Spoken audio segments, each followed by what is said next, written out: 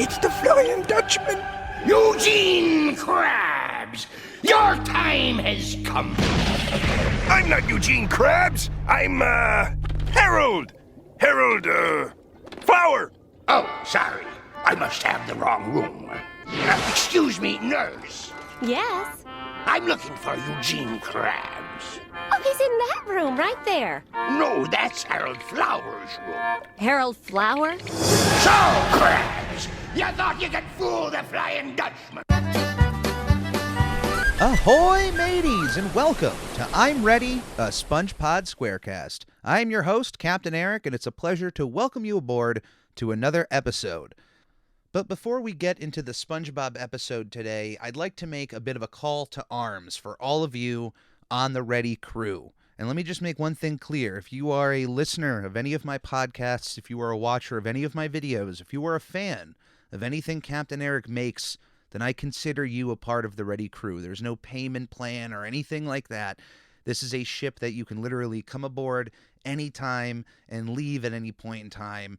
And just know, anytime you want to come back onto the ship, there's going to be more content from Captain Eric to be found. So when I say that, I don't want to make any sort of distinction if you're a first-time listener as me having some sort of like Patreon that you pay to be a part of the Ready crew or any sort of YouTube subscription. Nope. It's just anybody who considers themselves a fan. I don't even want to think about any of that stuff until down the road, down the line, that I try to turn the stuff I make, the content I make, into a career, which I'm always trying at. But this isn't for that. But I do have a call to arms for those of you on the Ready crew. Out of all of the aspects of content creation that there are, by far the part that I have the worst grasp on is that of self-promotion. I have so much trouble trying to share my own content around on like specialized groups on social media, places like Facebook and Reddit. It seems like whenever there's a large congregation of people that you would think, hey, they might become fans of the work I'm putting out, you're also finding yourself in a place where self-promotion or placing your own work up is just frowned upon. And then when you do find places that you are allowed to self-promote, there's so many others doing so, it's just hard to get an edge out. So essentially, if you are a listener of any of my podcasts, if you watch any of my videos, if you consider yourself even 1% of a fan of Captain Eric, if you could do me a favor and please find any of my podcasts on your podcast platform of choice, whether or not it be Spotify, Apple Podcasts, Google Podcasts, Stitcher, if you find I'm Ready, a SpongePod Squarecast, or if you could please look up This Week in Nickelodeon History, give those podcasts a nice review. And I'm not even going to tell you whatever star specifically. I want you to be honest. I want you to be fully transparent in your thoughts. And if they are completely just negative without any constructive criticism, then those I don't want to hear. But hey, if you have some constructive criticism, I'm always open for that stuff. I do want to improve as a podcast host, as an entertainer. This is what I enjoy doing. And from some of your kind messages, this is also something you enjoy hearing. So if you do enjoy what I put out, finding those podcasts on your service of choice, leaving them a review, commenting on them, and if you could, find my YouTube page, the Captain Eric YouTube channel. The link is always in the podcast descriptions. Finding that, subscribing to it, and bell or not, regardless, all of that helps out in such a big way. Even if you don't watch any of the videos, just being a subscriber, letting me know that you're there and that you support, by that number growing is what just brings a smile to my face. It literally doesn't take me much to feel satisfied with this, but I've been feeling a little down in the last few weeks, I'm not going to lie. But as I've always said, this is a passion project of mine, not anything I'm going to abandon. So even if there's only 10 of you out there for the entirety of the run of SpongeBob SquarePants who want to listen to my thoughts on the show, well then welcome. I appreciate you being here. And let's continue on to this week's episode, which is Born Again Krabs, the first half of the 56th episode of SpongeBob SquarePants, first premiered on January 28th, 2003, on a DVD release. Can you believe this? This is not one of the first episodes that we've run into that had its premiere on a released DVD before it did on television. But if you happen to have owned Tales from the Deep, you were able to watch Born Again Krabs 9 months before its official premiere on Nickelodeon on October 4th, 2003. But even crazier, almost a year earlier on November 12th, 2002 is when this premiered in Canada, which is just incredibly interesting to see how different channels, different regions handle these episodes. It took almost a year later before that same episode premiered in the United States. Our writers for this episode are Paul Tibbett, Ken Osborne, and Meriwether Williams. Our storyboard artists are Chuck Klein, Carson Kugler, and Caleb Muner, also William Reese. I don't know why I made it seem like there was only 3 there. Our storyboard directors are Paul Tibbett and Ken Osborne. Our animation director is Tom Yasumi, and our creative director is Derek Dryman. This episode, Born Again Krabs, which its name there is a play off of the term born again Christian, which if you're not familiar with that, depending on where you are in the world or you've never heard that phrase before, at least in America, when somebody mentions that they are a born again Christian, usually what that means is that later in their life, they then turned to the religion Christianity, and usually symbolizing their little ritual of baptism at an older age. You are now then born again. Oh, now I'm almost living my life anew now, so it's just a fresh start. So when you hear that term, born again Christian, it usually means somebody later in life joined that religion. So that's a little play on here, Born Again Krabs. And this episode deals primarily with the worst aspect of Mr. Krabs, bar none, the worst part of that character, and pretty much his main trait in that Mr. Krabs has an immense amount of greed, which we're just going to talk about for 1 second, and Captain Eric's thoughts on greed in general. Other than not liking just greed in general, what I don't like is when we talk about greed in our society, a lot of people hear that word and immediately think that you are against those who are wealthy or those who are seeking wealth or those who are well off. And when I say no, I am against greed, what I am talking about is very specifically the act of not knowing when enough is enough. That has nothing to do with being wealthy. You can be wealthy and not be greedy. You can be well off and not be greedy. You can have more money than all of your friends or your family and not be a greedy person. That is possible. Because there's certainly greedy people who have no money. There's greedy people out there who have not a cent to their name. It is not a level of wealth. It is a mentality that you just need more. There's never going to be enough. You know, you ever take a bath and you fill the water up in the bathtub to a certain level because either you have a drain stoppage or the bathtub can only take a certain amount of water. Well, someone who's greedy doesn't know when to shut that faucet off, or they just choose not to, or they know it's overflowing, but they just want more.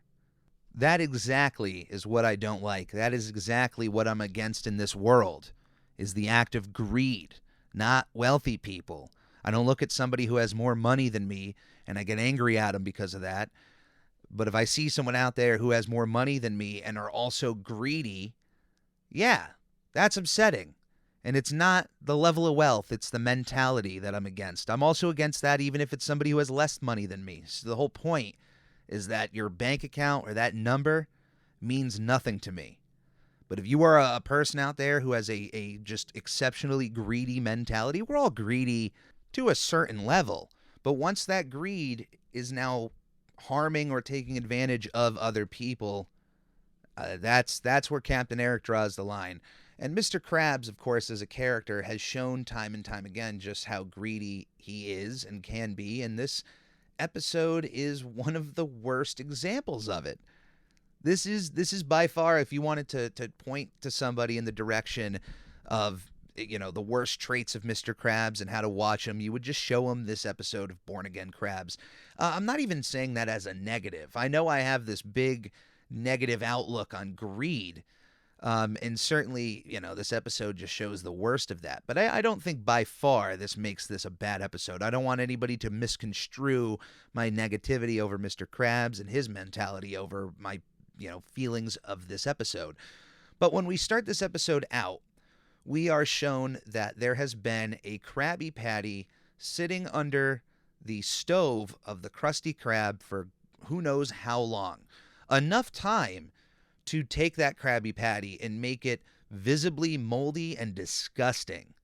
And while SpongeBob has no problem tossing that patty out, a security system that Mr. Krabs has installed warns him anytime a food item of sorts gets tossed out, and in comes running Mr. Krabs to take a look at this nasty, old, disgusting patty that we're told is only going to cost Mr. Krabs, if he throws it out, it's only going to cost him 5.2 cents. So a little bit over a nickel is what it's going to cost him to throw that out. Now, mind you, for who knows how long that Krabby Patty has been sitting under that stove, it's been away. It hasn't been sold. It's been a missing product. He's already been missing the 5 cents. But Mr. Krabs, of course, being as greedy as he is, in this situation especially, does not want to throw away 5 cents, wants to sell that Krabby Patty, and demands SpongeBob that he is not going to make a single new Krabby Patty until this one is sold to a customer. Which is, to say the least, simply bananas. I mean, when you look at this thing, it's visibly disgusting. I mean, it's almost on par just on the patty alone. It's almost on par with the nasty patty. And just remember all of the steps they had to go through to get that to look as disgusting as it did. This one has just been sitting under the stove for all this time.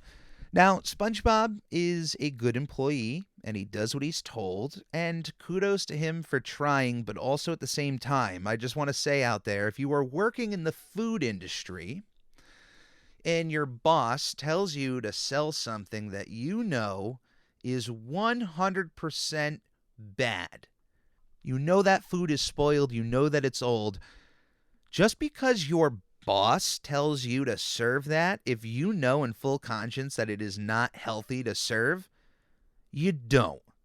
You just don't. Watch you lose your job over not selling spoiled food. Watch how that is going to play out in any sort of scenario with a chain restaurant, or even if it happens to be a mom and pop shop. Keep your proof to yourself. Take pictures. And just know that there is not a governing body over the food industry that's going to not have your back in that situation. A health inspector, OSHA, whoever you have to get involved, don't do that. As somebody who buys food from restaurants, don't do that.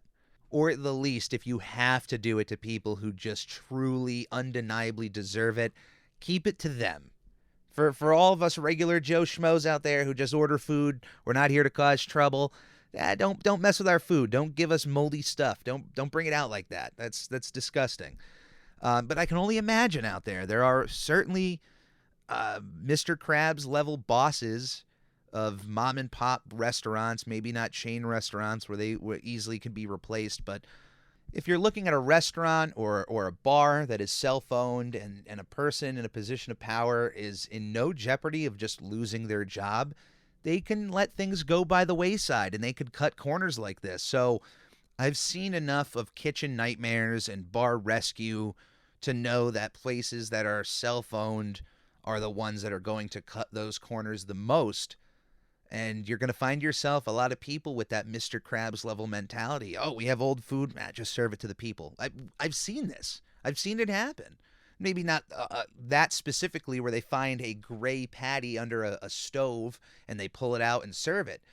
But I'm sure those of you who have watched programs like that can think of those moments where they're watching in the beginning of the episode to see how the restaurant or the bar acts without any sort of supervision or before the host walks in. They'll be taping these places, and inevitably they'll see something. Gordon or John Taffer, shout out to JT, by the way, they'll be watching on their devices, and they'll watch the managers or the cooks. They'll do something that just is above and beyond disgusting, upsetting to make the host walk into the restaurant. And I know for some people, they see that and they go, well, this is reality television. It's all plants. It's not fake. Well, regardless on what is going on in that exact episode in that moment, just know that those kind of corner-cutting, cost-cutting measures, that level of laziness is happening all over the place. And it doesn't take much for somebody to be a Mr. Krabs, especially with a food situation where we're making money on this, get it out to the customer, they'll eat, whatever. Out of sight, out of mind. But in this situation, it backfires heavily on Mr. Krabs. So he puts this rule on SpongeBob that he is not going to sell a single Krabby Patty until he sells this one. We do get to see one customer taking a sniff at this burger and then running away. And then we are told that weeks have gone by where they have not had any customers because the only burger that they're willing to hand to people is this terrible, disgusting, moldy burger. And Mr. Krabs, think about this for a second. He is so greedy. It has completely blinded him to the fact that because of a little over a nickel, he has lost out on 3 weeks or 2 to 3 weeks of sales because of 5 cents. And right there, I don't need any other evidence to point to where the mindset of greed could often cloud a good judgment, and where that level of greed is then now ironically blocking you from making more money in the long run. Here we have a plain as day situation where the greediness of wanting to sell this one thing has completely blocked off weeks of profits for the Krusty Krab. Now, once this is brought to his attention that it's literally because of this burger, Mr. Krabs decides to just throw it all against the wind and to prove to everybody that this is a good burger. This is not a moldy, bad burger. It's a good one. We get this whole little gag here where SpongeBob has the burger now in a little cage because it's grown sentient and has started growling at people, which is kind of funny because if you know mold and mold growing on things, I mean, that essentially is a living organism. The mold isn't certainly going to make your food growl at you, but it's not something fun to look at. But I like that here, that the burger has gotten so moldy that it's actually just become a sentient creature of sorts. But Mr. Krabs is not at all deterred from this growling and decides to move forward and take a single bite of this burger. We get a bit of a trick right as he is about to put the patty in his mouth. We get a cutaway to an ambulance immediately where you're thinking, oh, Mr. Krabs was just then immediately taken away in an ambulance. But in fact, the ambulance is just driving by the Krusty Krab before he even takes the single bite. But then he does take that one bite of the burger and, as expected, ends up in the hospital, laying on a gurney, completely green, definitely gained some food poisoning from that one bite he took, and demands that SpongeBob save the rest of that patty for him. He is not wasting a single penny over there at the restaurant. After he wakes up, he looks a little bit better, and the doctor is there to welcome him back and looks at his charts before completely screaming and running away as he's looking at Mr. Krabs' current health update.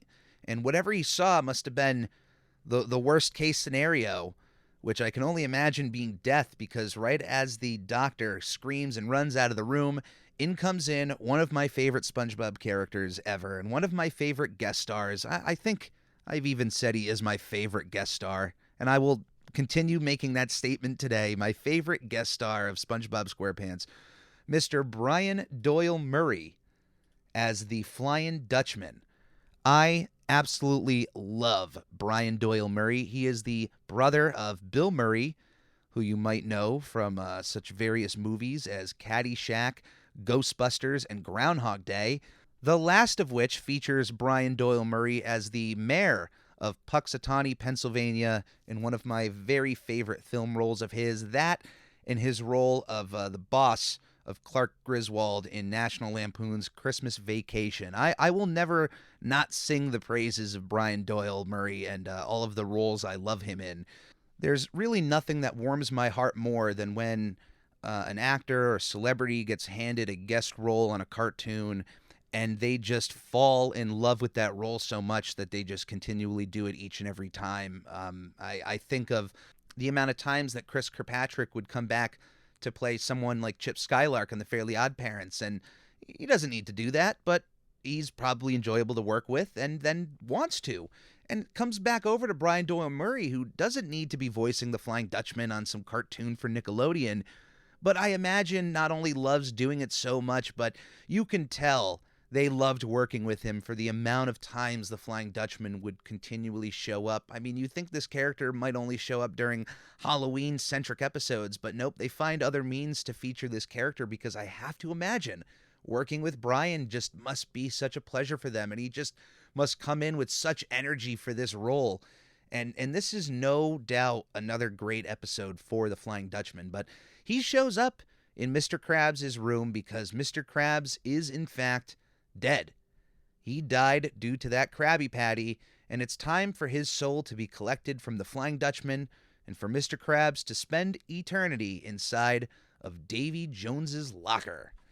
And it is certainly due to Tom Kenny's improv in the Rocko's Modern Life episode, Fish and Chumps, over Davy Jones's locker and how all of the other monkeys have their own lockers, that I can't hear Davy Jones's locker without laughing to myself. It literally, like, I can't. It makes me laugh thinking about that entire recording of Tom Kenny. The term Davy Jones's locker, for those that don't know, is a metaphor for the bottom of the sea, the state of death among drowned sailors and shipwrecks. It's a euphemism for drowning or shipwrecks breaking apart and landing down all the way to Davy Jones's locker. The origins of the name Davy Jones, who is also known as the Sailor's Devil, are unclear, with the only connection being a 19th century dictionary tracing Davy Jones to a ghost of Jonah. But either way, I always love how in media and cartoons the Davy Jones's locker concept is then always just turned into a physical locker with Davy Jones's name on it. It's just a concept and an execution of a joke that'll always make me laugh, along with the connection to Rocko. I have a weird mind, as you can tell. It has weird connections when I see things, and this is one of them. But he brings him to Davy Jones's locker. Mr. Krabs, of course, is not ready to die, and does what any one of us would really do in that situation. We might beg for our lives back if we weren't already accepting of our fates. Mr. Krabs, of course, is not really an accepting kind of person over this and just completely begs for his life back, cries to the Flying Dutchman. And the Dutchman at first isn't having any of this, which I got to imagine you're running into a lot of fish who are not ready to have their souls taken. Which, by the way, I do have to make one distinction here.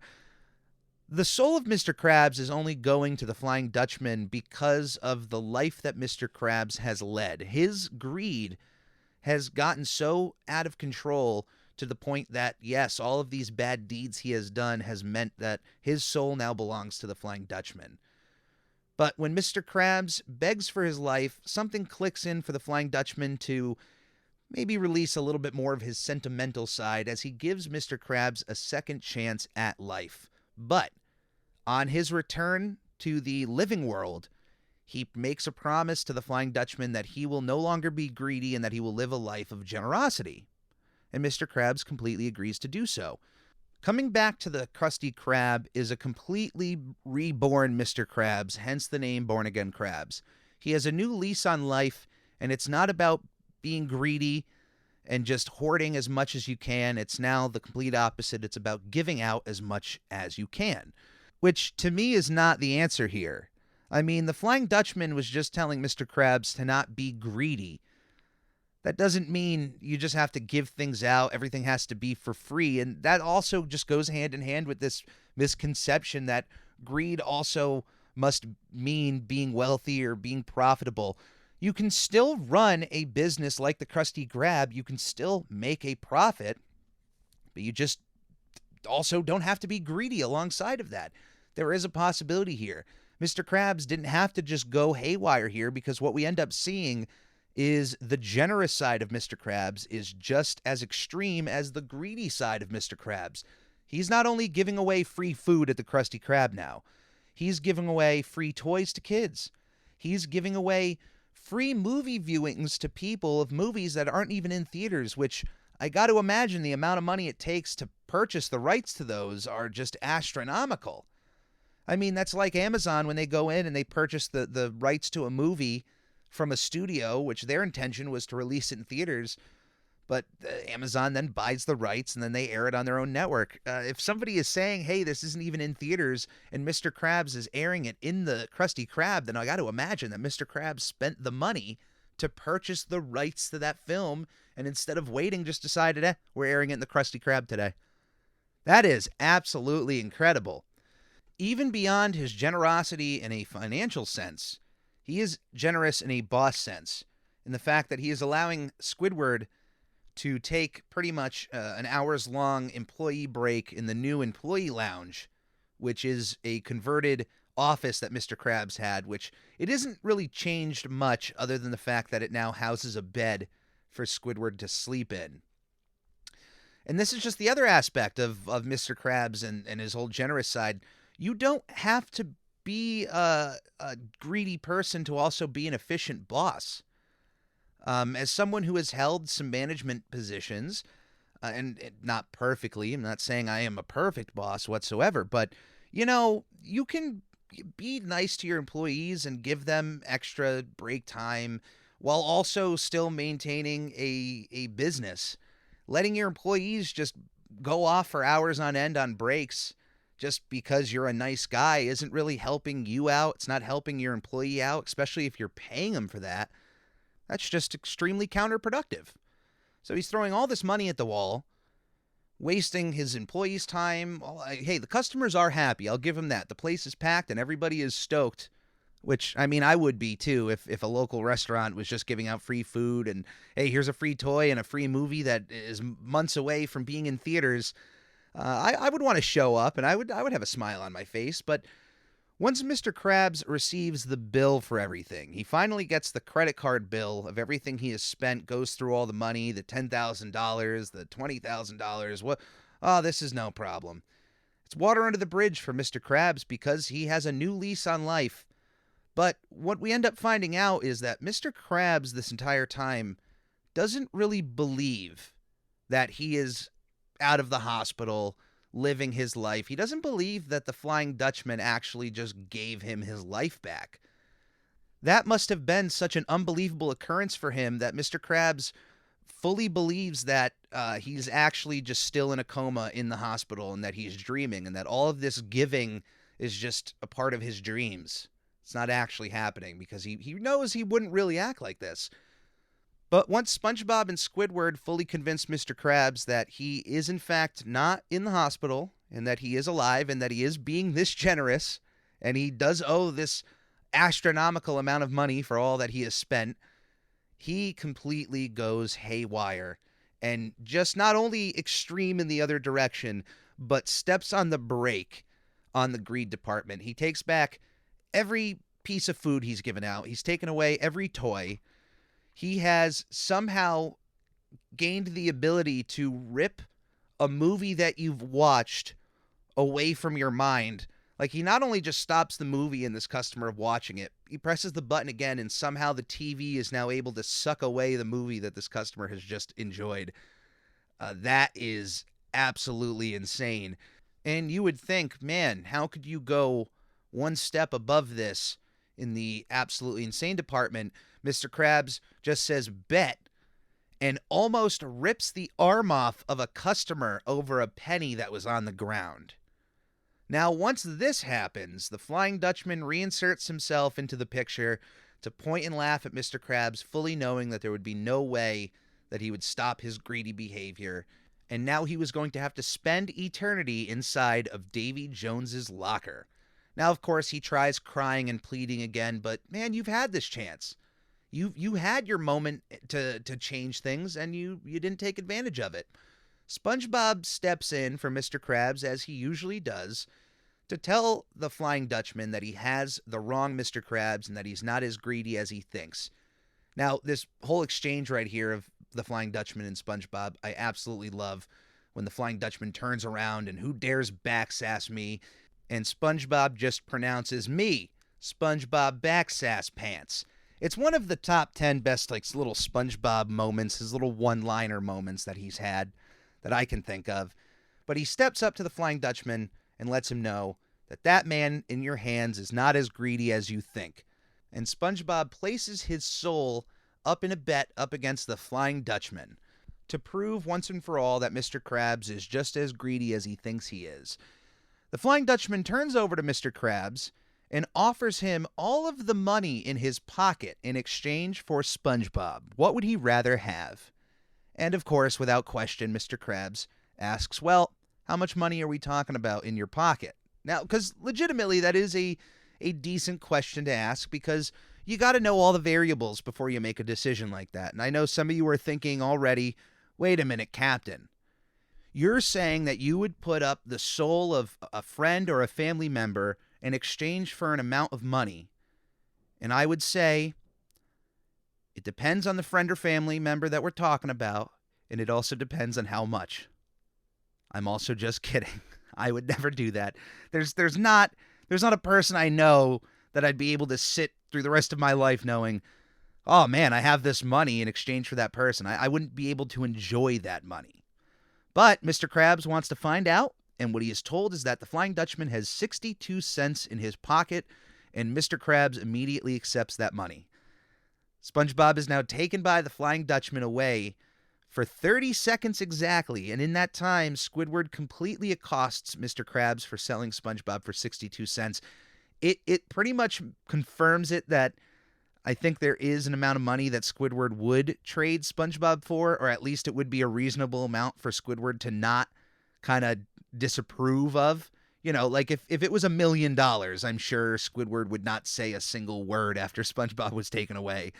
But 30 seconds after he's taken, Mr. Krabs breaks down, realizing the mistake he has made, and SpongeBob is now returned to Mr. Krabs, but not at his own request, not because he was crying and pleading that he wished he could have had SpongeBob back for 62 cents, but because in the 30 seconds that he was gone, SpongeBob was so annoying to the Flying Dutchman that he just decided to bring him back, which then lands the episode on a bit of this awkward note where Mr. Krabs has to apologize to SpongeBob for trading him away for pocket change, and SpongeBob kind of awkwardly going like, well, you did it for the Krusty Krab, I would have done that too, to which then Mr. Krabs just kind of like, wants really? Like, you would do that? And SpongeBob then reclaims no, and they laugh it off.